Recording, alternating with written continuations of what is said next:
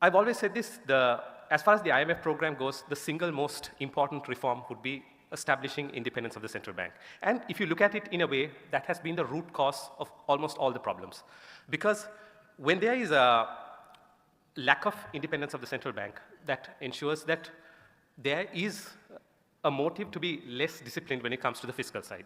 So that is something we have only balanced our fiscal budget twice. And when it comes to even a primary budget surplus, that is taking away interest payments, we've only done it 6 or 7 times. And that is this last year and the year before included. So that is how bad it's been. So here again, most of the previous governments have been going about with lack of financial discipline because they've always had this thing that they could do monetary financing, that is printing money, or working with the interest rates to spur growth.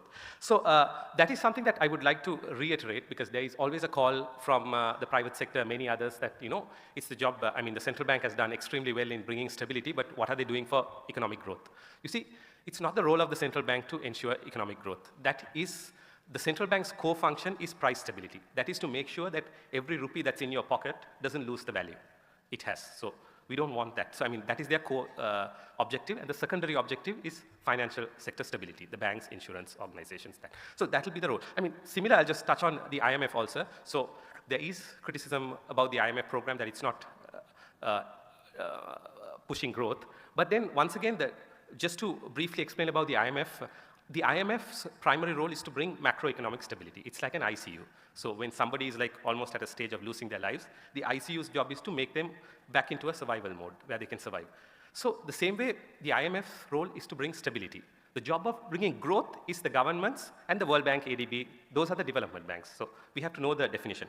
And just a thing before I go in, regarding the IMF, there are success stories. For example, we look at India, and India has been a success. I mean, they have never gone back into that part. 1991, people praise Dr. Manmohan Singh and others, but we'll have to note that it was the reforms of the IMF and the World Bank that was implemented by Dr. Manmohan Singh and others that led to India never going back. So it's always about implementation of the program in a proper way.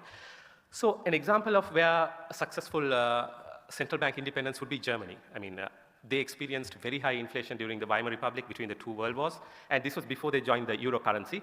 Germany had a very independent central bank. So this resulted in their industries focusing much on innovation and quality. So that's why German goods are quality, because they were not getting support on the currency or other sides. So this evolved the industry over. And lastly, before I move to the next point, is because of inflation. Because inflation hits the poor. A lack of monetary discipline means rising inflation means, I mean, the wealthy or the middle class have some form of hedging. I mean, we have real estate, some go into capital markets, some into the debt, treasury bills, bonds they buy. So certain extent there is a buffer. But for the poor, it's the daily wage earners, they are the most affected when it comes to inflation. So that's the first thing, which has to be safeguarded, a must. The second thing is trade liberalization. So